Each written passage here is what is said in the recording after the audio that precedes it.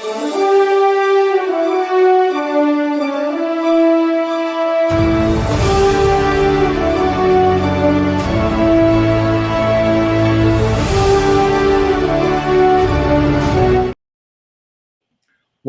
I had the wrong screen pop up there. We do not have Sifu Goldberg with us tonight.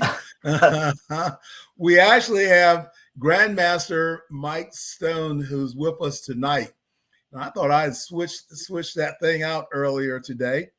But nevertheless, everyone, my name is Jessie Bowen, and I am the host of the Become an Author podcast. We've started something a little different. It's to Become an Author Spotlight. So this week, we're bringing the spotlight to a renowned martial artist, and that is Grandmaster Mike Stone. And so again, welcome to another Become an Author podcast that helps authors, leaders, and visionaries share their story and impact to the world. So tonight we're joining us is Grandmaster Mike Stone, a 10th degree black belt, international best-selling author, and a true legend in the martial arts. Beyond his achievements in competition coaching, Mike is an inspiring author who, with countless people that he's helped, his books, his seminars, his mentorship, and not only a martial arts icon, but also a man of vision. And I had a chance to experience that at the Battle of Atlanta this year, having an opportunity to hang out for a day and listen to some of the things that he had to say and his philosophy. And I was really blown away with that. And I left with so much information. And the thing we don't want to be people that cannot learn. If you think that you know it all, then that's a problem. Then you really don't, and you're really losing a lot. So hello, sir, and welcome to our podcast. Thank you very much. It's a joy to be here. Thank you. Well, I know that really anxious to share some of your background. And I know when we think about the martial arts and we think about the beginning of sport karate, being a champion, and and all the movies you've played in, the things you've done, so tell us just a little bit. I got a whole list of questions for you. So tell us a little bit about Mike Stone. Well, pretty much like everybody else, I was a young man growing up in Hawaii, which I was very blessed to have been created there. Like most things in life, we're always going to have difficult challenges. And I think that started me going in the right direction was a wrong experience. So I lost my mother at 11. And at that time, there was no one really to advise me on how I should be, how I should react, how I should grieve. So I just went off on a little tour, and it was not the positive path. I started to make a lot of negative choices, decisions, and had a lot of negative experiences. But I was blessed to have a guy, an assistant football coach in high school, a guy named Jimmy Gregg, that saw some potential in me that I didn't see. So whatever he saw, he took me under his wing and helped me when I was a junior in high school. And this particular situation was, he taught me a lot about football, but the most important thing that I've learned was he created a mindset for me. And that mindset when I was 15 was to always be my best. That was a very simple mindset. So he taught me that through physical activity, to all the different aspects of playing American football. He would teach me about always being my best with all the different disciplines that I needed to learn to become a very good athlete. But once that happened, I had an opportunity also to take Aikido when I was 15. And I was very blessed to take my first 2 weeks of Aikido with Koichi Toihei, who was the number one disciple of Professor Ueshiba, the founder of Aikido. And this was in Hawaii. So I have tremendous blessings and opportunities. And we have three things in life that we're going to do. Basically, three things for everyone. We're going to make choices. The choices are going to have outcomes, results, and consequences. If we are wise enough to accept responsibility for every choice we make, every choice, that's number one. Number two, when we have a choice, we're going to have an experience. The experience is the result of the choice, and what we can do from that is from the experiences we have, it's a tap on our shoulder to say to you, ask you this important question: who am I? This question is the most important. Now, there's 7 questions that I go through my life to make sure that I have a very strong, solid foundation of understanding who I am. Socrates say, know thyself. Very simple phrase, know thyself. What we're all trying to do in our life is know who we are. That's our primary concern. Without understanding about how we think, this is what we're trying to. We're trying to find out who we are and make our way, carve our path through life. But unless you truly understand and you have a solid foundation of understanding of your connectedness with everything that exists in the universe, not just the planet we're on, that we are the same as everything. If you put your hand out like this, you won't feel anything. It's just air. But if you stop breathing for 4 minutes, you'll appreciate the value of this empty space. This energy that you're taking is the energy of the universe. It is the creative force that we are blessed to have. So we must really have an understanding, answer those basic questions about who you are. So this is very important. The third thing I was mentioning, we have choices, we have experiences, and from those we have relationships. So the thing that makes us unique as human beings is the relationships that we forge. And those are very important because, again, in those relationships that we have, it's going to tap us on our shoulder and say, who am I in relationship to the person that I'm dealing with in my life? And you're going to come across a lot of different people. And some you're going to gravitate to, and some are going to repel you. This is simply energy. Everything in the universe is energy. If we start to accept this basic fact that everything is energy, everything, there is nothing, even non existence, vibrates at a particular frequency of energy. So take a guy like Tesla. About 35, 40 years ago, I read a quote that he said, and this started me on this path of thinking. Now, I was not a good student. Obviously, when my mother died, I made that left turn, like I said, and I didn't make right decisions. I barely made it through high school, actually. I never went to college, but I became from a jock, from an athlete. And at that time when I was growing up, you were either a jock or a nerd. You couldn't be both. It was not acceptable for you to be intelligent and be an athlete. Athletes were considered stupid. So, being that I gravitated to my physical expression, I became a better athlete and I became dumber according to other people. And I believed that for many years of my life, until about 42, actually, when I moved to the Philippines and decided to change everything in my life. But I read a quote by Nikola Tesla, and he said something very interesting to me. He said, if you want to find the secrets to the universe, think in terms of energy, frequency, and vibration, because that's all anything is. That's all it is.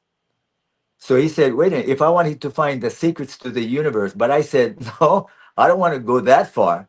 I just want to find the secrets to my miserable life. I want to find out who I am. Who am I? How do I think? How do I feel? I wanted to find out that question. So he said, all I have to do is accept that everything vibrates at particular frequencies of energy. And that's the reality of our existence. Everything vibrates. Now, if you look around the room that you're in, every object that you're looking at, including the room that you're in, is vibrating at a particular frequency, a resonance of energy. That frequency at which an object vibrates actually is defining who that object or what that object is by its frequency.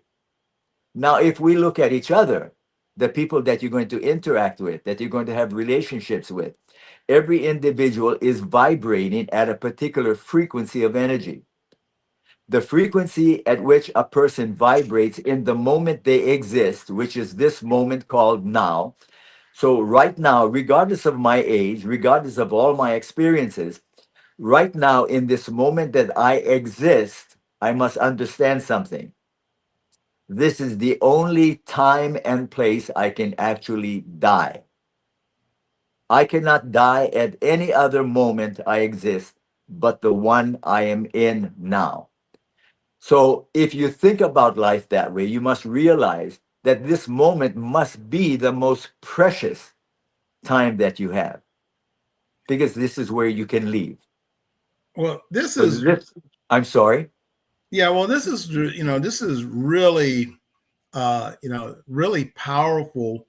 And I know as we study the martial arts, then a lot of these things we don't know what's happening to us, on the physical side, and many times on the mental side because we're going through a motion, and many times that's not understood. But the more that we mature in our actions, we begin to realize that, and then we have, really an effect. So, how much do you, well, as you look back over time, and when you've been studying 50 and 60 years in the martial arts, it's like, you have this power, if you think of Star Wars. And so we all have this power, but in many cases we don't understand it. But the power of the martial arts and the way that you're bringing together, because right now, the audience and, myself can even feel that level of intensity of the information you want to get out. And we're going to talk about your books in a few moments. But the martial arts journey, and because that is a big power of self-discovery. How do you feel that your journey has helped you at this point to discover yourself? Well, I think the most important thing, there's so many things that are valuable, that are important, and we have to set these important things according to priorities. So we have, of all the things that we become aware of, we learn, we have experiences, we have relationships, we learn from them. So now you have to reevaluate in the moment you exist. You have to start to reevaluate the way you're living. And again, you have to make new choices, new decisions, have new experiences and new relationships. So you have to decide for yourself, what is the foundational base at which I can work from, and then I can change and adapt as I move when I have to improvise and I have to make other choices and other decisions. But for the most part, discipline is by far, for me, this is just my personal observation of my own life. Discipline is the number one key. When you talk about martial arts, you have all these wonderful values, virtues, and principles. You have courage, compassion, you have honor, integrity, respect. All of these things are valuable. But without having a strong foundation of discipline as the basic foundation of your understanding, then you're going to be going off the tracks all the time. The discipline is what keeps you centered. So I think this is for me number one. When discipline left the family structure in America, specifically, the country fell apart. The issues America is having, the issues the world is having, is based on one thing: we lacked the personal discipline. Now, discipline was supposed to be a parent's obligation and responsibility, but they felt at some time it was so difficult raising two or three kids. They're only 27, 28 years old. The kids are 2, 3, and 5. I mean, can you imagine the pressure on a mother trying to raise these kids? Impossible. So The idea was to raise them with love. Now, I want to believe my mother started off with this intent to teach me about life through love. But maybe because of my attitude, my behavior, and everything else, it was virtually impossible. I was jumping over everything, breaking things, disrupting everything. I want this, me. That at some point, they had to change their method of educating. Discipline was the primary way to do this, and love was the way to execute it. But because of the way everything was in the family, they decided, I'll teach the way I was taught. And we are taught through fear. Fear is the number one educational tool that people resorted to. Fear. This has been so ingrained in a mind that's two, just born, 3 years old, 4 years old. If you learn about fear from the people that love you, then you're going to have a fearful experience of life. I have now had people come to me from all over the world to this little island, and they still have fears at 60, 70 years old that they've never lost.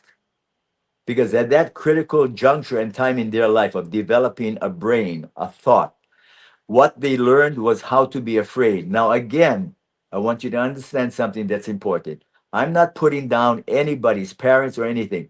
It was the most convenient way to educate. Why? Because they listened when they were afraid. Why? Because you taught them to be afraid about what? Everything. Get down from that tree. You want to break your neck? Don't go near the water. You want to drown? Don't touch that electric cord. You want to get electrocuted? Don't do this. Don't do that. Be careful. Watch out. Wow. Is it any wonder?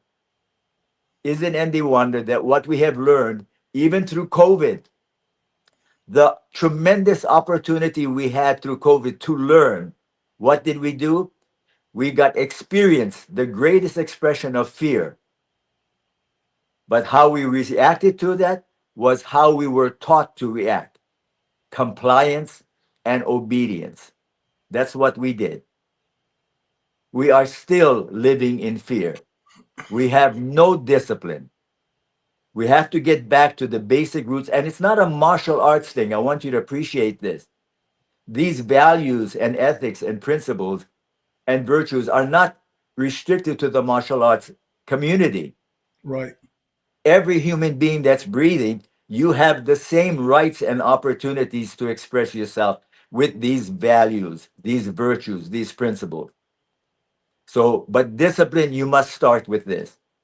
If you don't, I'm going to be not trying to be funny, but I get up, when I get up, before I put my feet on the floor, trust me, I am totally conscious, aware, excited, and alive before my feet touches the ground. So for me to do this, I need to prepare for my day. So I start my day at about 4 o'clock in the morning. I get up, and for the next 2 or 3 hours, I am preparing myself mentally, physically. Yes, I do all my stretching, my breathing exercise. I do all this in the 2 hours before my feet touch the ground. By the time it does, I am flying. I am mentally aware, awake, alert, alive. Mm. It starts Wow. in bed, preparing Right. to Right. do. Yeah, go ahead.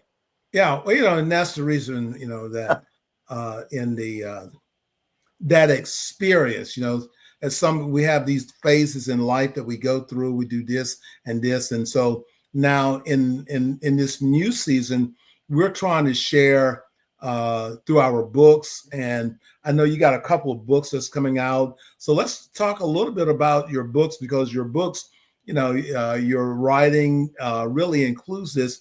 And everyone, we're visiting tonight with Grandmaster Mike Stone, legendary, martial artist. What makes him a legend? Well, number one, he's done things that no one else was doing at that particular time. The foundation of martial arts and sport karate, all those things. He was one of those key people that helped to build the foundation. And so tonight we're chatting with him, about where he is now, the things he's working on, a message that he's leaving with us of thinking from a different level. So we don't have to talk kick and punch to improve ourselves, because this message is for anyone that's looking to improve themselves, their lives, and their surroundings. And like I said, he's an author. So we want to get into a little bit about what he's got coming up. He's got several books that he has out, and I guess let's take and I know one that you had come out last year, and that was your life and journey. Uh,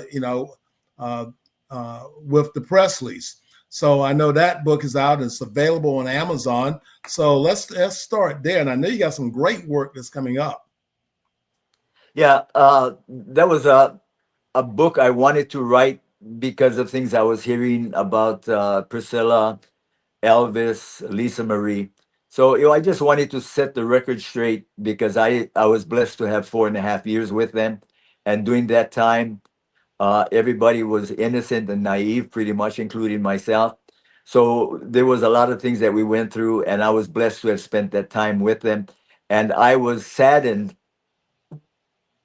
by what I've seen happen after Lisa was 9.5 years old, because that's when her life changed completely because of the death of her father.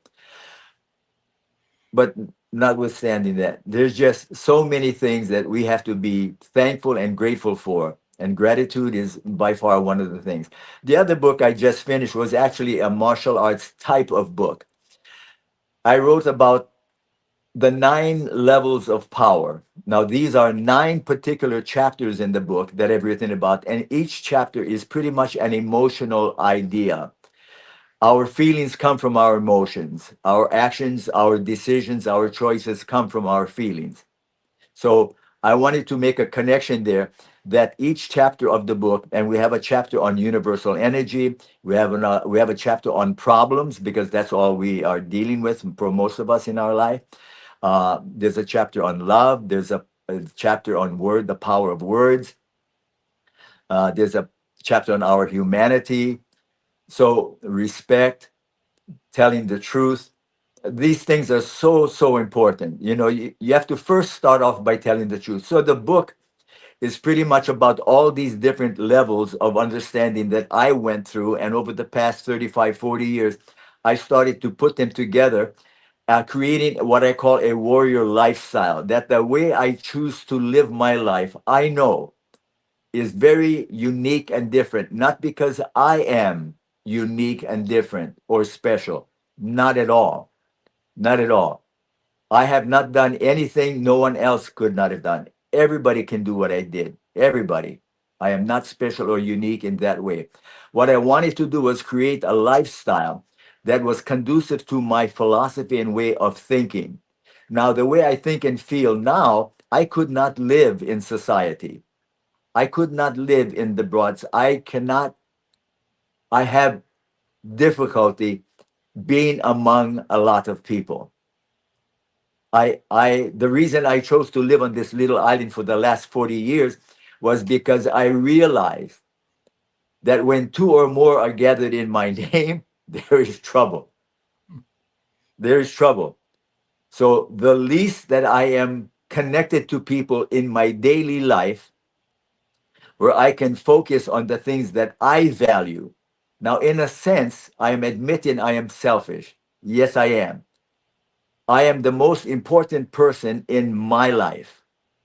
Without me, nothing happens. Am I selfish? Yes, thinking that way. But let's extend this idea.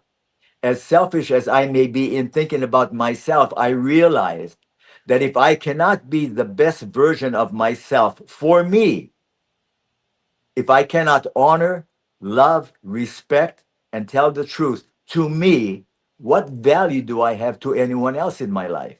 What is the sense of going out in public when I'm going to be like everybody else? The reason the world is in its condition is because of this limited thinking, negative understanding.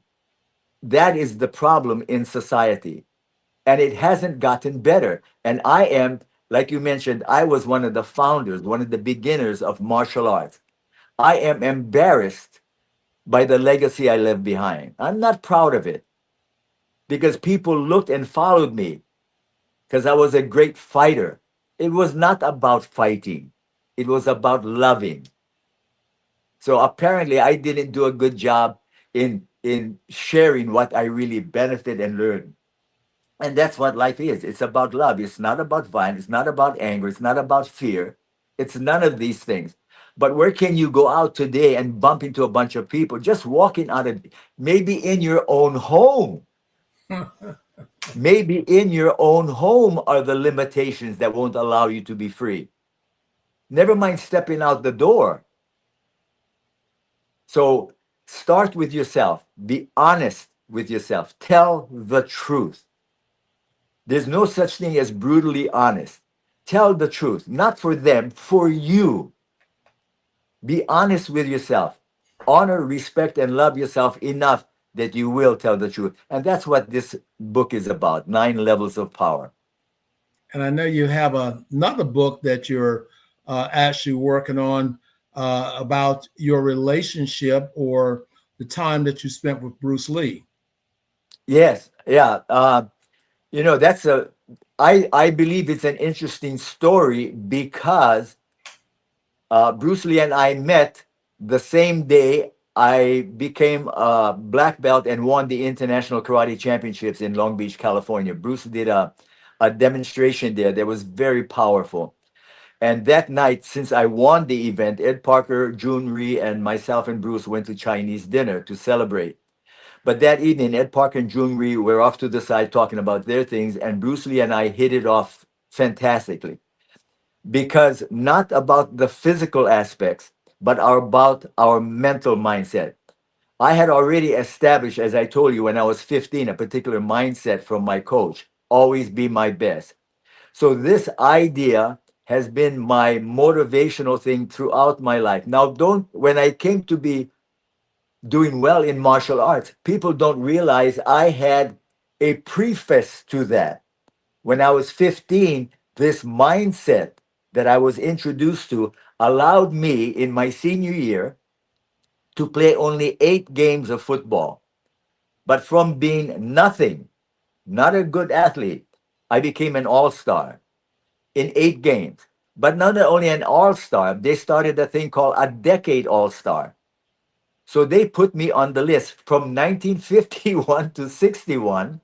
They said I was one of the best ends in the state of Hawaii, and I did it in 8 games.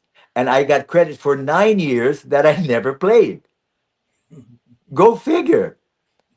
So now, if I can do that there, what's the problem with me starting karate and believing my very first day that I'm not going to become a black belt in 5 years, which is what my instructor told me I was going to be required to do? I did it in 6 months from the day I took my first lesson. Why? Because I instilled this mindset. When I went for my first class, I already believed. I wasn't thinking, hoping, praying someday. I wasn't thinking that if I work hard, suffer, and sacrifice.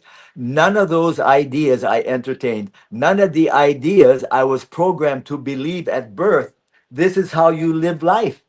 Work hard, suffer, sacrifice. That's what, no, that's nonsense. For me, it's nonsense.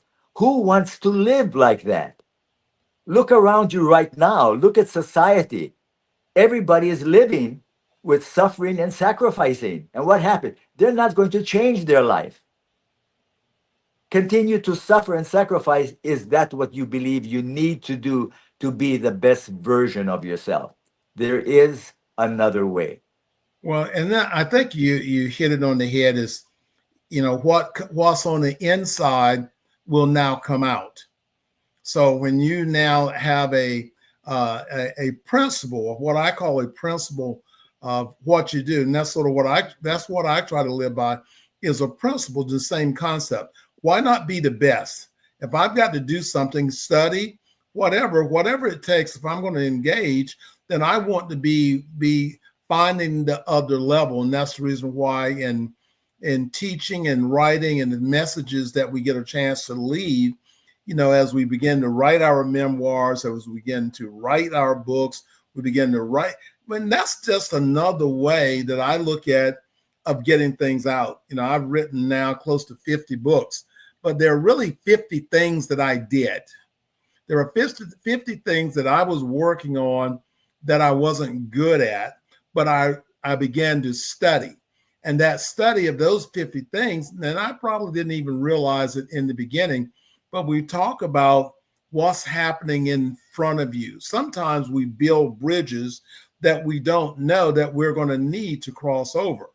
And being able to take this information, as an author, and I see that you're doing that, you're in your books and you're writing, you've had, you're having this great life, but you're also, you're building this marker. You have a place that people can go back and they can look at Mike Stone, and they can, whether they look at a movie or they now where you are now, because as you said, where you are now is different than where you were back then, because you're at that, what I call that knowledge place. And sometimes we receive knowledge and I don't know where it comes from. In fact, I wrote a book, Professor Gary Lee and several other people have said to me one week, Jesse, you have great vision. Jesse, you have great vision.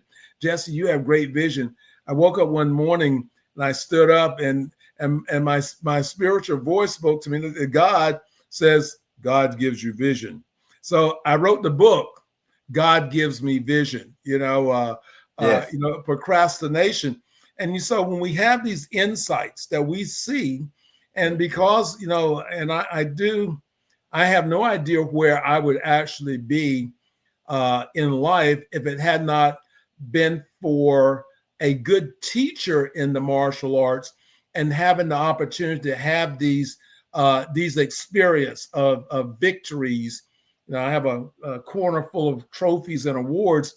So I know every day, no matter how I feel, I can look towards that corner and I know that I've had my victories, which reinforces wherever I am today and what I'm doing. And I think this is key for individuals. And again, this is reason why, for a lot of the things I do, especially in publishing, it's really about, it's not necessarily about the story in our biography books.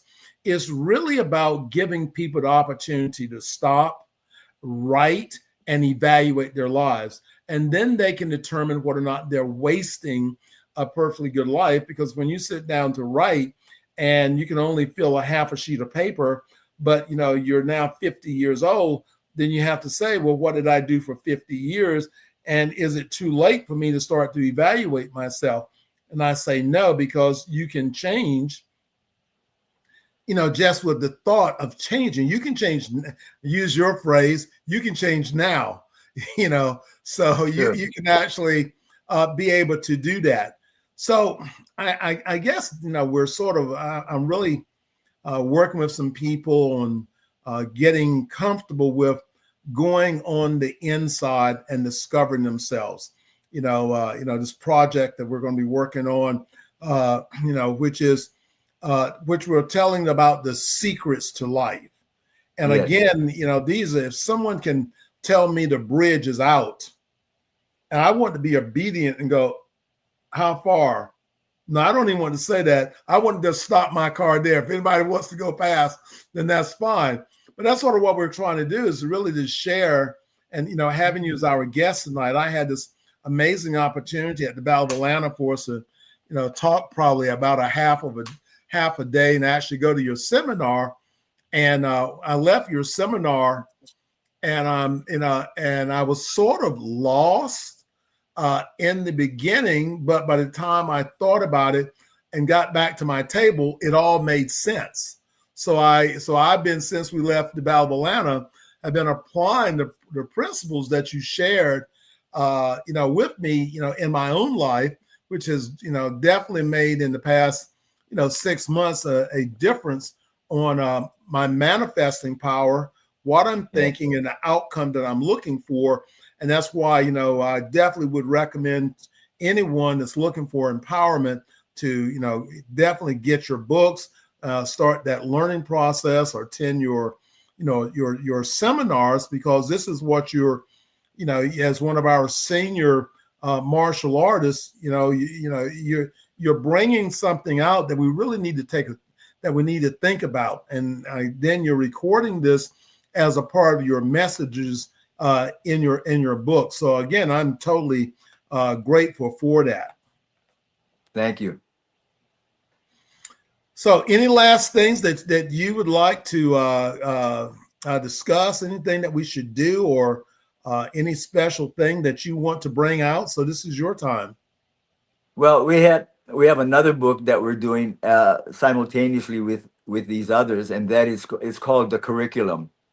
And what the curriculum is we're taking the 9 levels of power, all the information in that particular book, and we're organizing it into a curriculum, a way of teaching martial arts that will be, I think, a little different from the way it has been done in the past. So we're going to start reaching out to all the different martial arts organizations globally to share this curriculum idea. And basically, what it is um, we'll take, say, 25 words, and these 25 words will be the core foundation of ethics for a way of living a warrior lifestyle.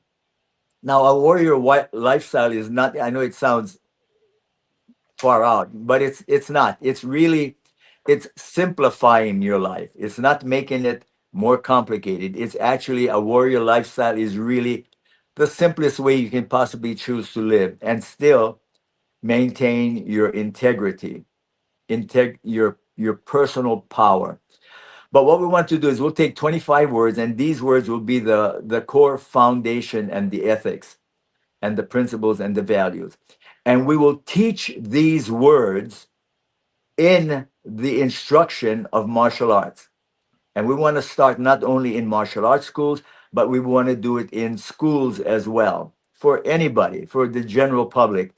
And if we can start again, if we can go back to our childhood, which we can't, but now there are kids that are being born, that are coming along, what are we going to leave for them?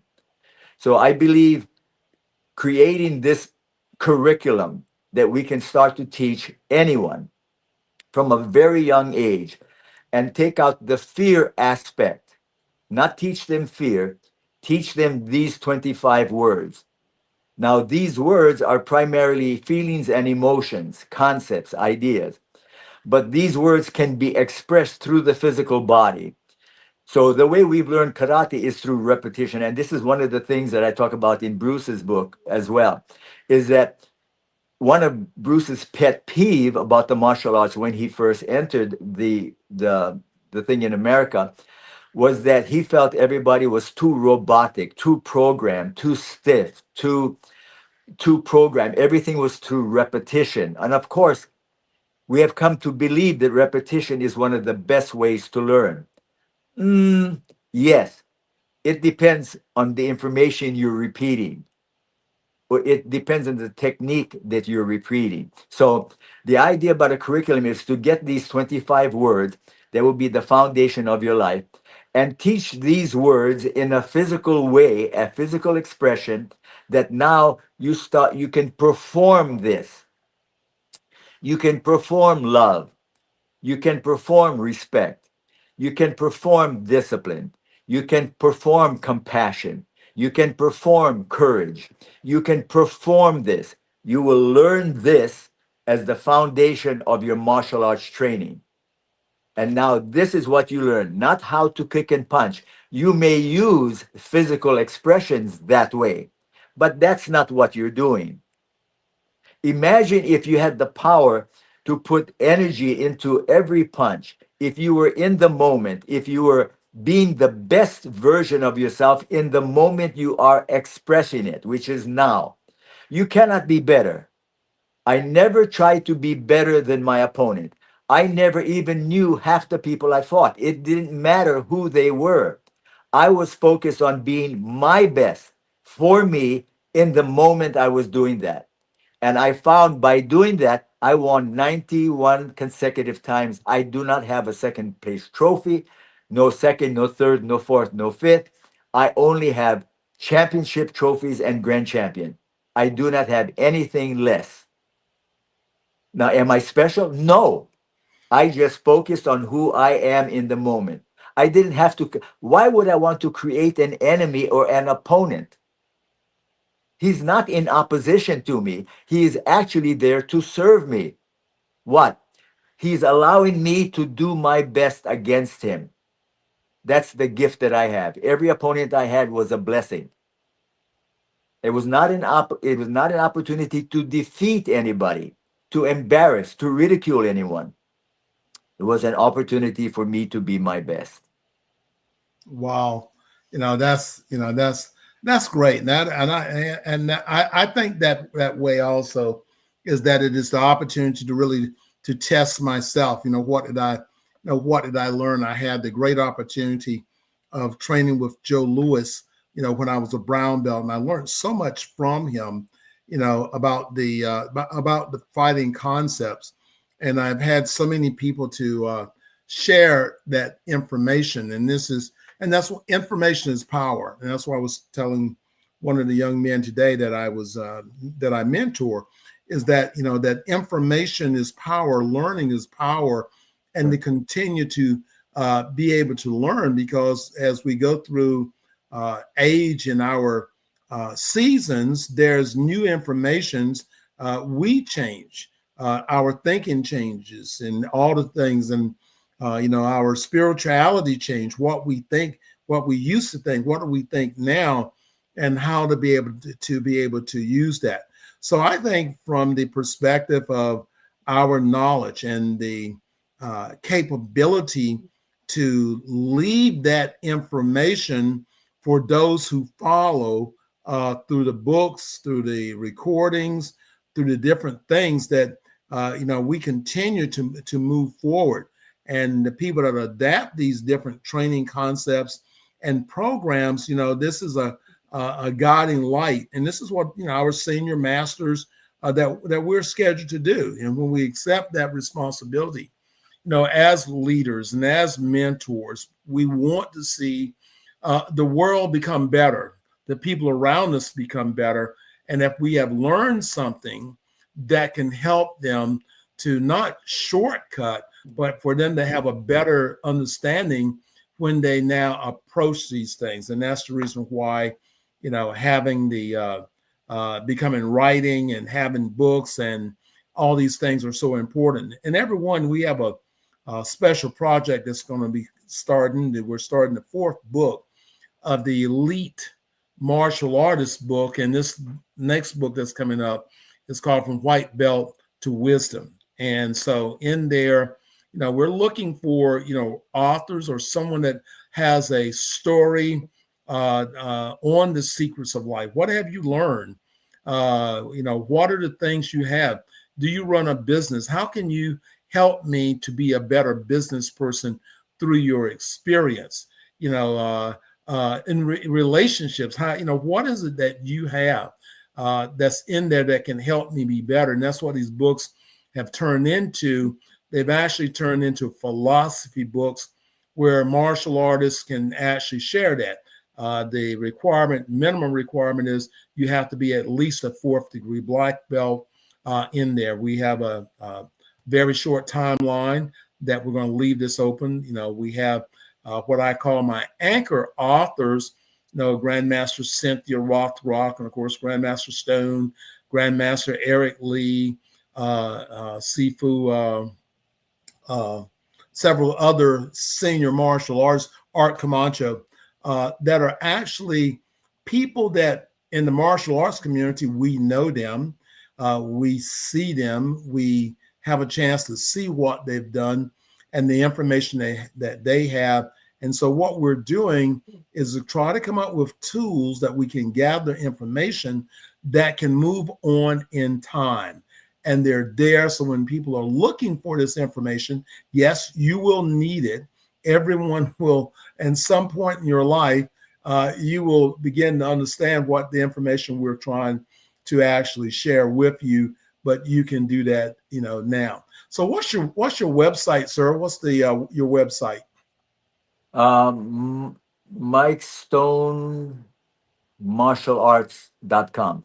Okay, great. And I know, and what I'll do is to put out in our post and everything the links to Amazon, the links to the books and material that you have that's available. And everyone, again, I had the blessed opportunity to spend a half a day with Grandmaster Stone at the Battle of Atlanta, and it was such a memorable experience because I've read about him through the magazine, but having a chance to attend this seminar, have the chance to actually chat, open myself up to learning and ingesting information and being able to process. So that was and is a great experience. So, sir, I want to thank you for being a part of our podcast. And again, we're going to get your information out there. I look forward to continuing to build our relationship through the things that we're doing. And if you ever need me, you have my telephone number. I know we're 12 hours difference in time. Yes, we are. Yeah, so but again, thank you. I appreciate you. And everyone, be blessed. Don't forget, if you're thinking about writing a book, or if you're thinking about, you got a story, we've just launched our story books for kids. They're not just for kids, but they're for anyone to be able to get your message out through storybooks. And we also have launched our coloring books too. So remember, if you have a question about publishing, remember, just let me know. I'll be more than happy to, just give you free information, save you some shortcuts, save you some time, energy, and money. Everyone, be blessed.